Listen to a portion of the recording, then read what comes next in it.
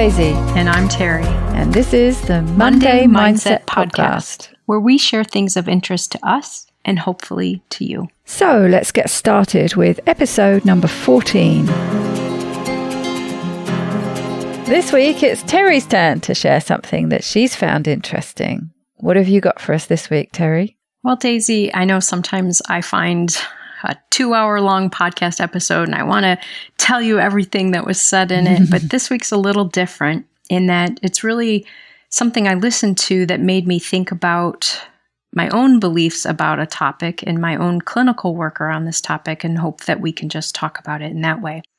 So I did listen to a podcast episode, and it's one I've never listened to before, and it's called What's Working? And it's from a group called Med Circle, and really they're just looking at different wellness topics. And one of the guests they have on there, or one of the members of the team, is Dr. Judy Ho, and she is a neuropsychologist. This episode was 4 reasons why we self-sabotage. And I find in my own personal life and in my work as a psychologist and now my work as a behavioral coach, self-sabotage comes up multiple times a day as the pressing theme. So I thought, oh, this is a great topic. So one of the things she talked in this episode that I thought was really important is she talked about the idea that self-sabotage is universal. It's biologically driven. And I think sometimes people, they almost identify themselves negatively because they say, I self-sabotage. I'm a self-sabotager. And so not that anyone shouldn't feel unique in this way, but the reality is it's very common. Even highly successful people that you watch and you can't imagine, they also do some self-sabotaging. And so one, just to kind of normalize it and then work to understand what causes our self-sabotage and then further into that, then what we can do about it. She talks about the idea of self-sabotage, and she's come up with, by doing some research on the topic, she came up with an assessment that you actually can take if you go to her website. And she's narrowed it down to 4 reasons why we self-sabotage. And she uses the acronym LIFE, L-I-F-E. So the first one is L, which she refers to as low self-concept or shaky self-concept. So if I'm working toward a goal, but I have an underlying sense of myself that really says, I don't deserve to do well in this. I don't deserve this result. This isn't something I can actually achieve. Then obviously, as we start to make effort toward it, we're going to interfere. We're going to change our behavior to not reach the goal because we don't believe we deserve it or that we can do it. The next one to me sounds a little similar, and you're going to hear a theme through this that I'm going to talk about. The next one is I, and that's for internalized beliefs or traditions. And this would be beliefs or traditions that we learn, and you and I have talked about this before, but we learn ways of making sense of ourselves in relationship to others in the world at a very young age. For example, if you grow up in a family that struggles financially, you might learn people like us can't have financial abundance. It's a limiting belief that we carry. And so again, if I create a business, but I'm carrying this belief, I probably won't follow through on the steps very easily because my belief says it's not really possible for me. The next one, F, is fear of uncertainty. And oftentimes when we have a goal, we don't really know what the outcome will be like for us. And so that creates a lot of fear for us. I tied this together with a thing I learned long ago about achieving something. I believe it can be either or both for any of us at any time, but either a fear of success or a fear of failure or both. So if I fear that if I reach my goal, what will happen then? I don't know myself as a success in that thing or having reached that goal. And so that brings up fear. And then the one that most people can relate to is the fear of failure. If I find out by making these attempts that I can't do this, then I will feel bad. And as you and I have talked about before, one of our main drives is to avoid threat, avoid pain. Failure, obviously, is a very threatening feeling for most of us. And success can also feel threatening. If I lose this weight, what will I have to do to keep this weight off? So it can spark fear. And then the fourth one she talked about is E, excessive need for control.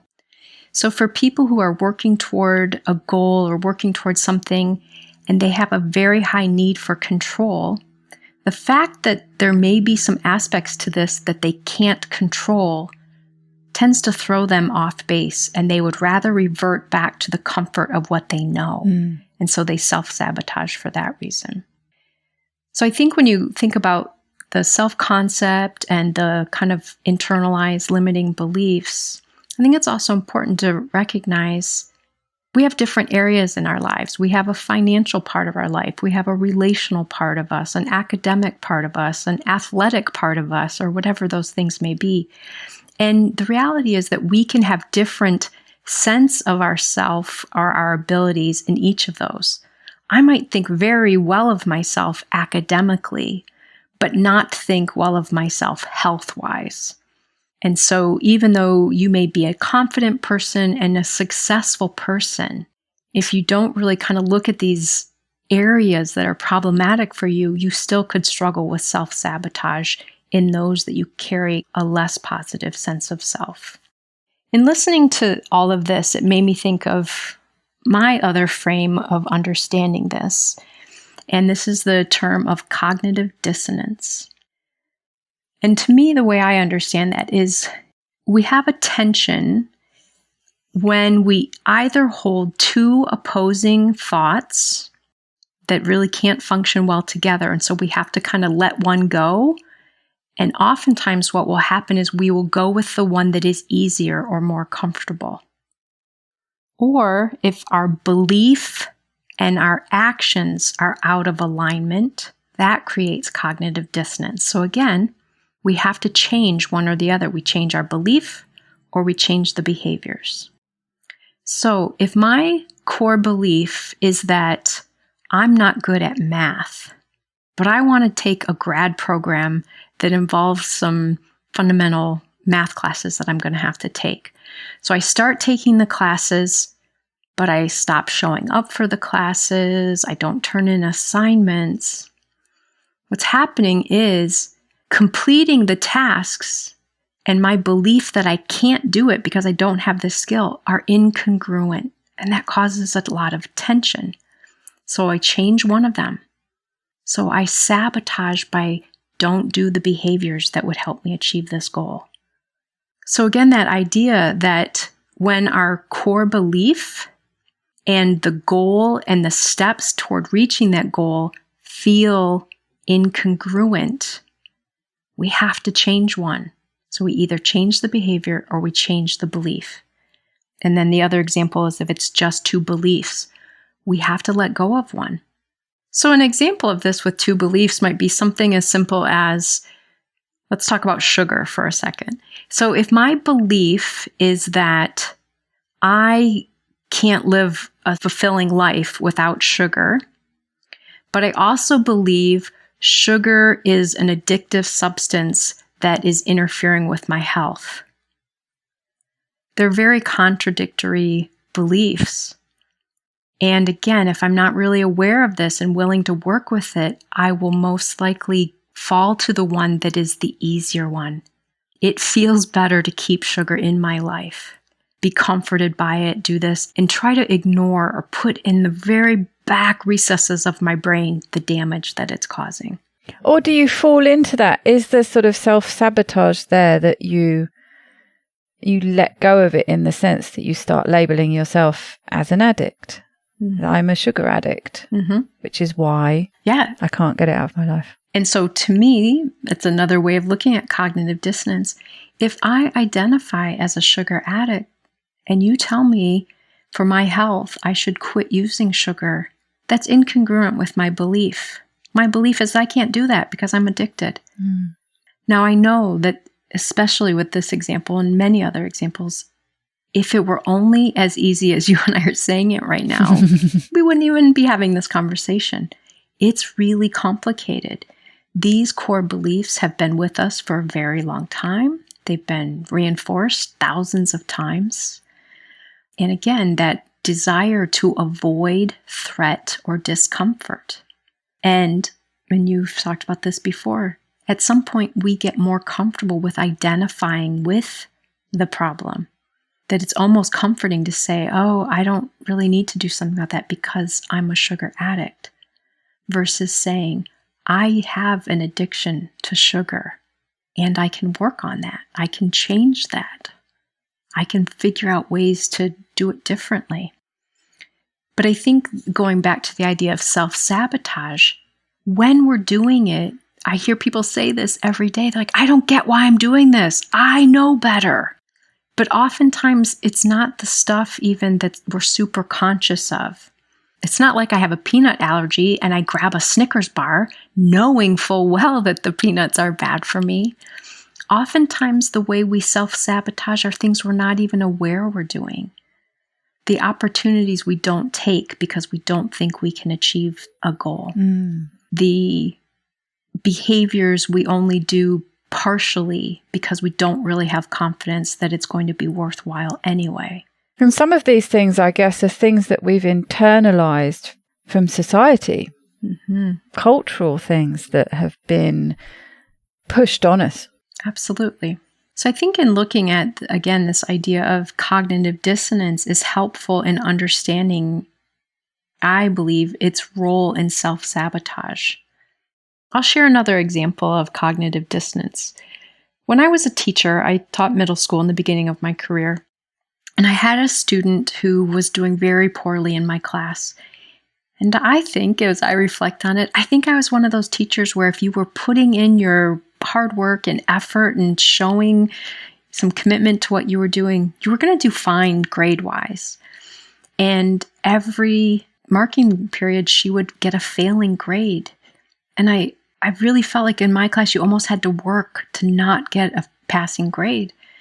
One day she came to class and she had all of her stuff and she was working on something and writing and showed it to me. And I got so excited. I said, oh my gosh, look at this. This is great. You're a good writer. And the next day she came with nothing and she did nothing all hour. And I think in this example, my feedback conflicted with her own sense of self.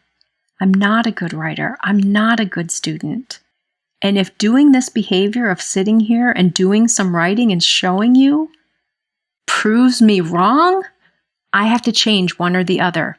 So instead of changing her belief, she changed the behavior and she stopped producing again. Yeah, that's a very clear example of self-sabotage. So it's this path of least resistance. Yeah. And self-sabotage based on that cognitive dissonance. The feedback she got for that behavior totally contradicted her sense of self, her own limiting idea of herself. And rather than suffer that, she changed the behavior and stopped participating again. And is that the crux of it? Is that the element that usually wins out?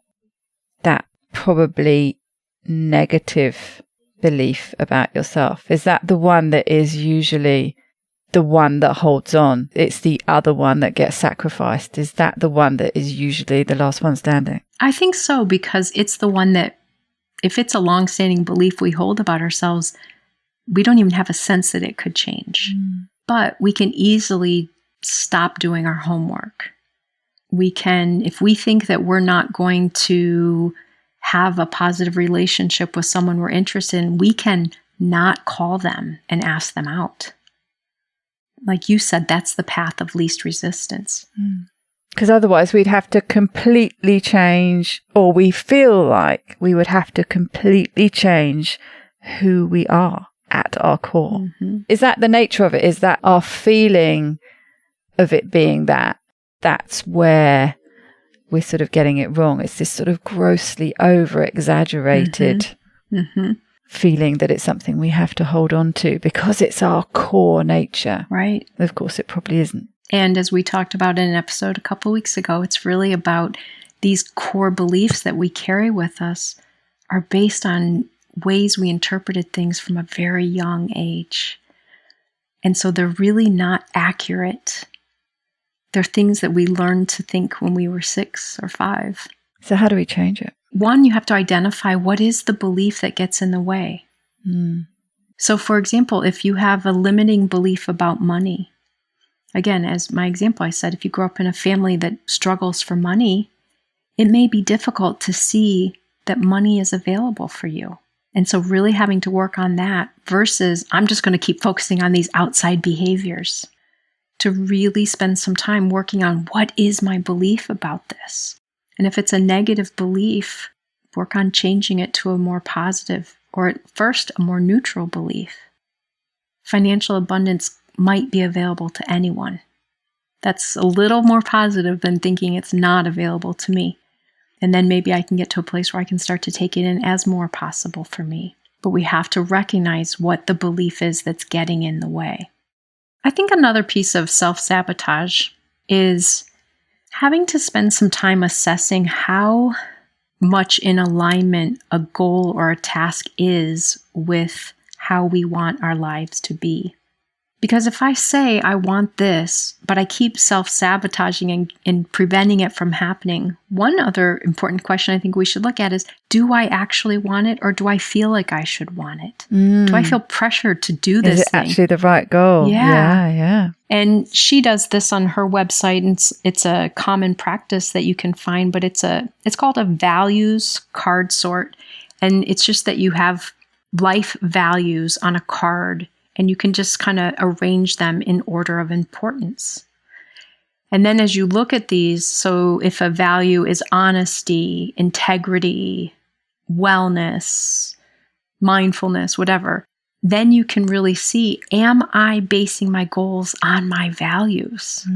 Because I think it probably makes sense then. We're going to work a little more toward our goals and maybe have to interfere less with our efforts if we're working in alignment with our values. Yes, that's a good point. Yeah, so kind of it's like doing a listening exercise of, do I listen to what's in me? My thoughts, my beliefs, my values, versus those that I feel like I'm supposed to have or that have been just handed to me.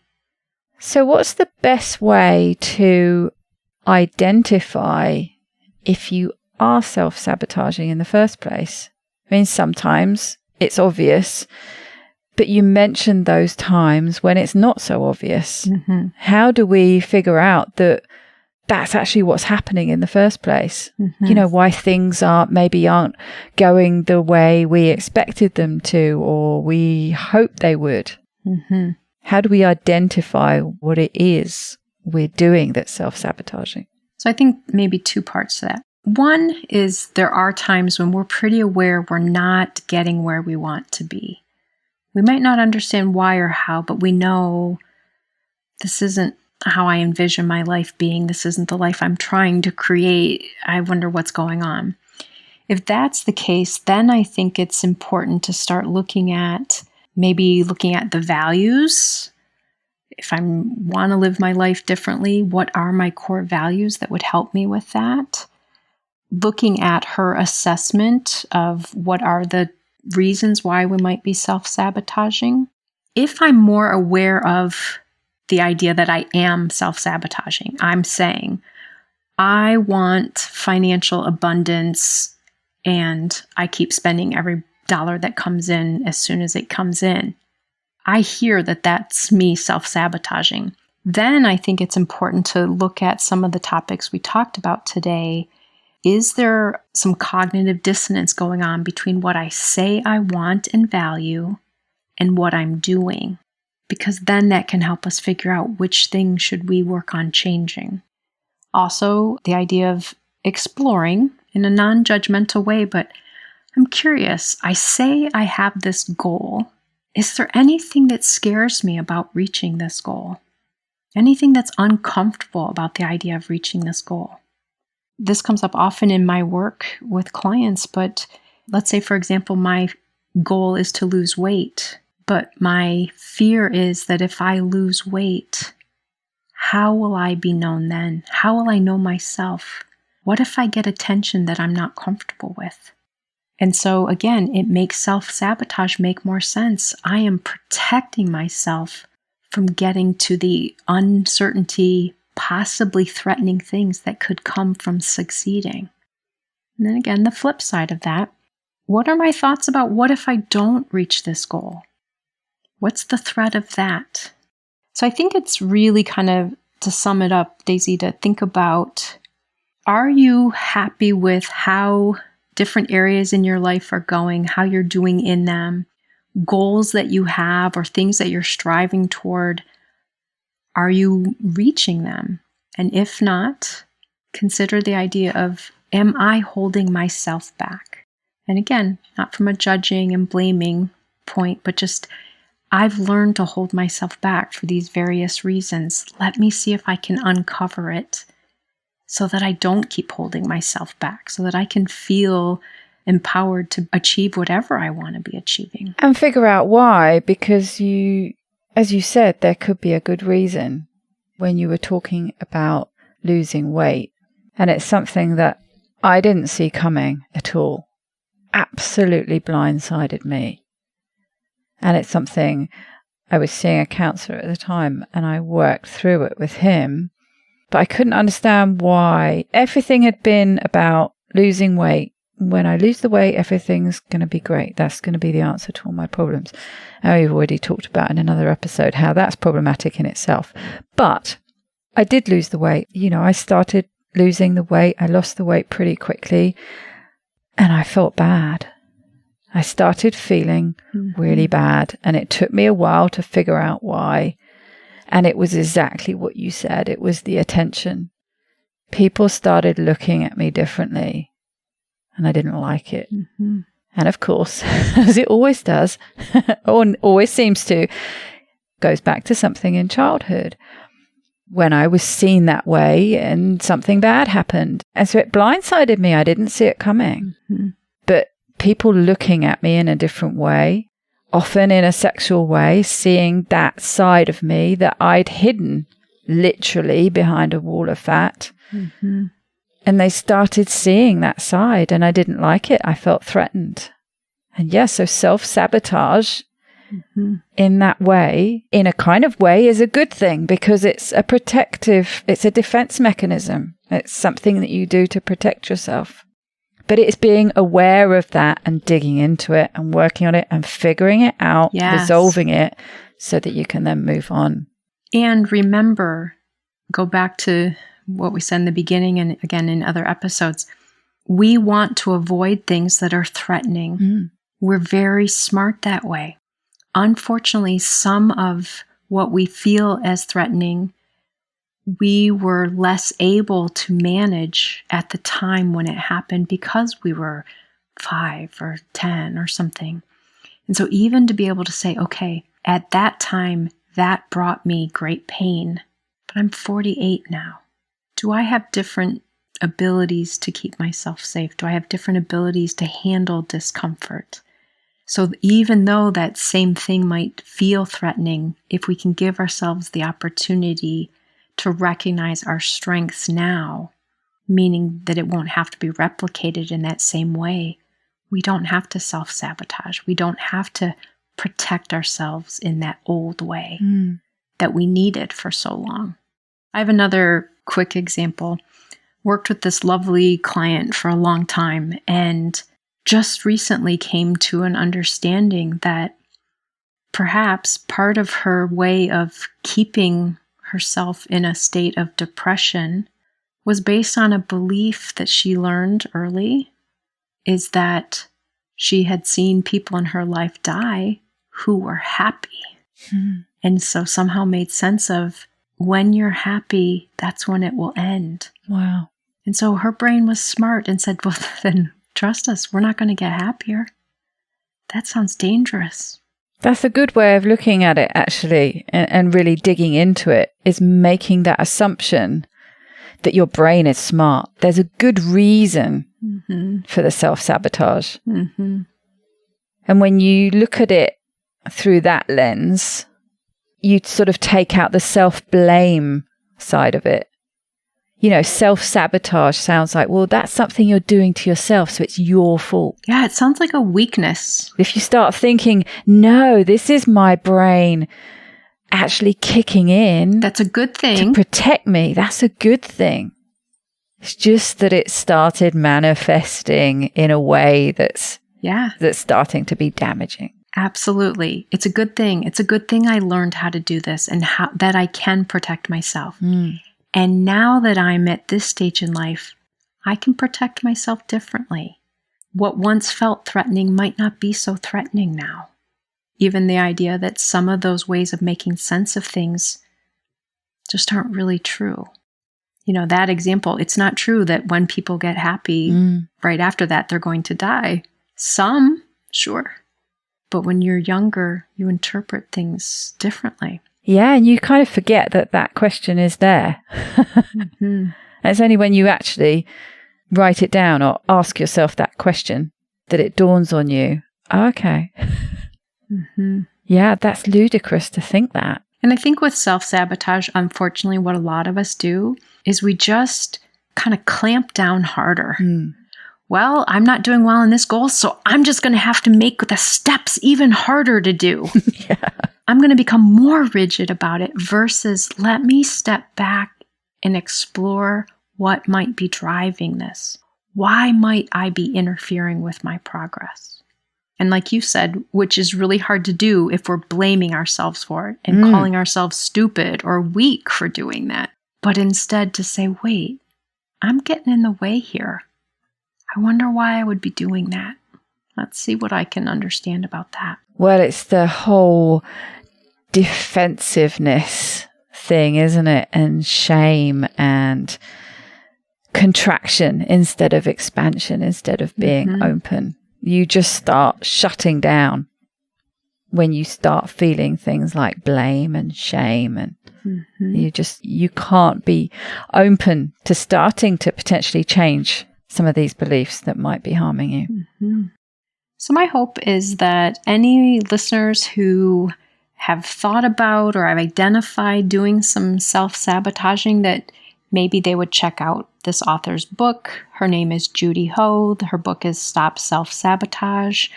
Think about the topics you and I have discussed here today, Daisy, like thinking about the cognitive dissonance or fear of success, fear of failure, and really just give themselves time to understand their behavior rather than condemn themselves for it. And in doing so, I hope that they can make it an even better week. Enjoy yourselves, everybody. And you too, Daisy. Yeah. Be kind to yourselves and have a great week.